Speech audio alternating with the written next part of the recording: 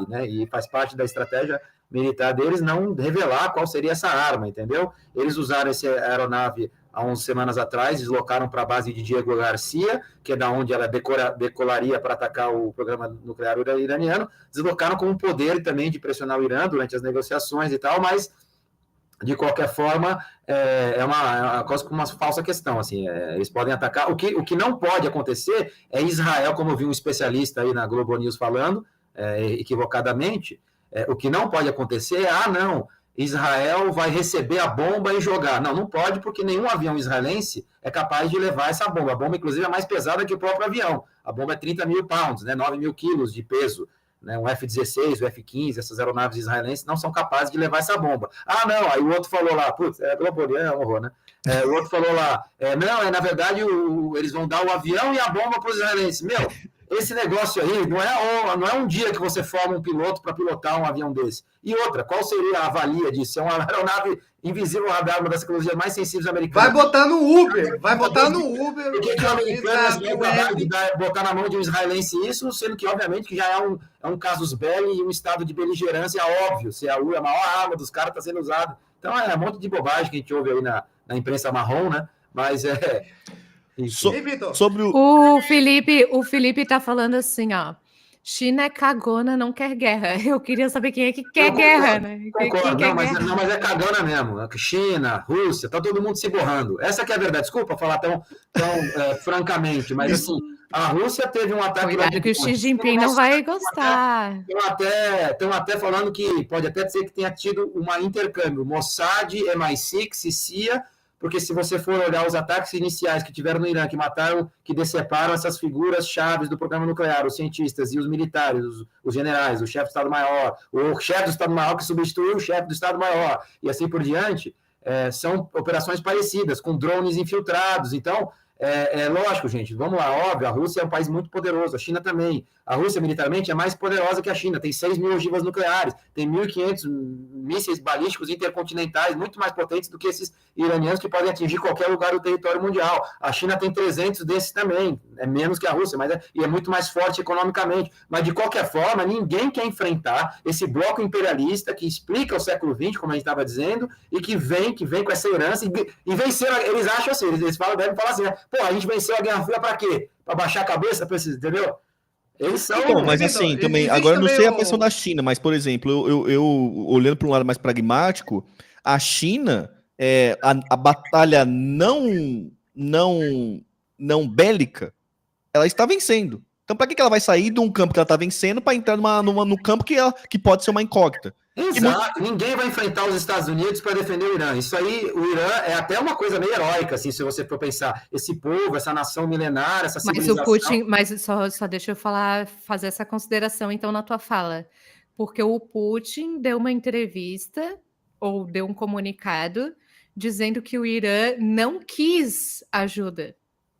Porque ele chegou a oferecer. Vamos lá, é lógico que tem ajudas. A China continua comprando o petróleo iraniano e a questão econômica é muito importante, né, que você estava falando. Agora, e a Rússia, aparentemente, pelo tudo indica, até saiu na Al Jazeera isso, então provavelmente é uma informação que procede.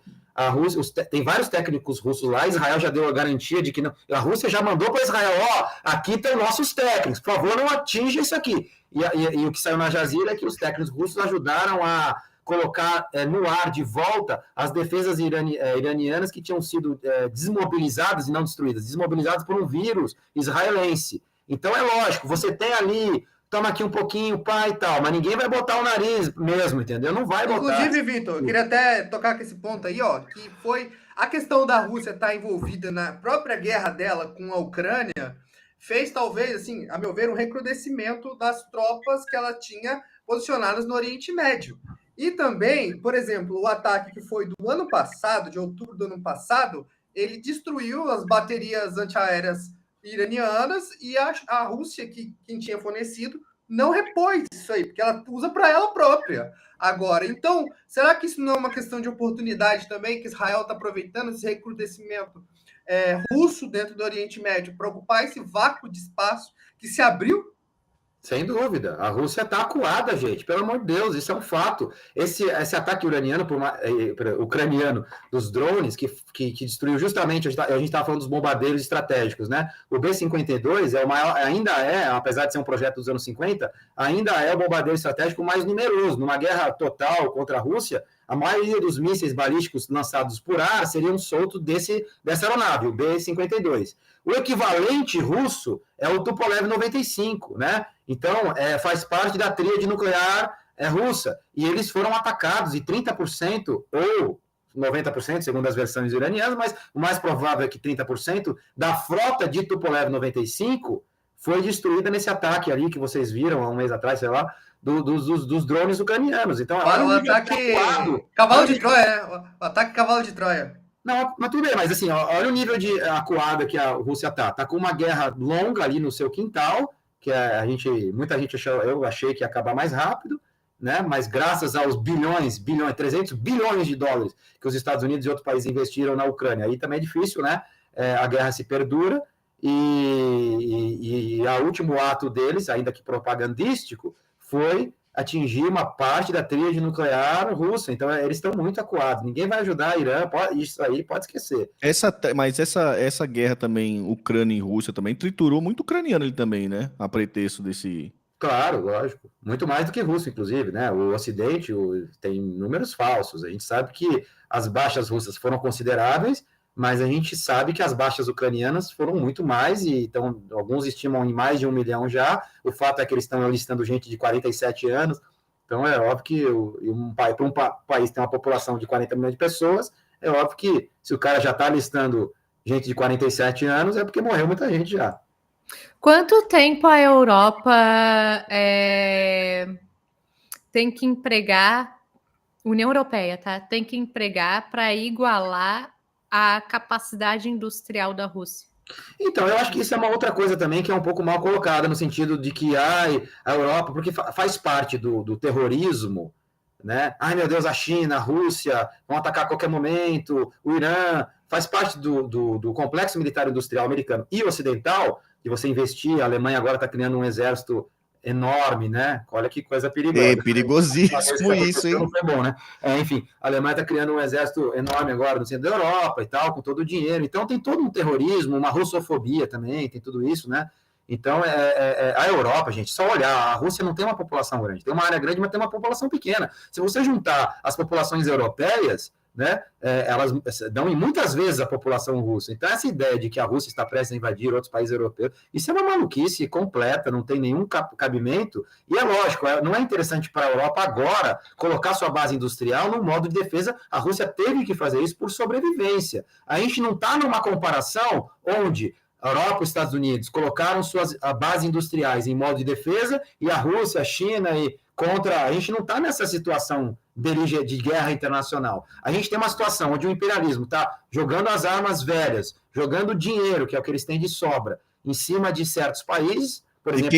E queimando o exército reserva do outro povo, né? Exato, né? Usando como bucha de canhão. E nesse sentido... Até que ponto o discurso, a justificativa burocrática, tá? A justificativa russa de defesa preventiva, né? Um ataque preventivo contra a Ucrânia, funciona como precedente ao que Israel está fazendo hoje contra o Irã. É uma boa pergunta, né? Eu acho que são casos diferentes, mas...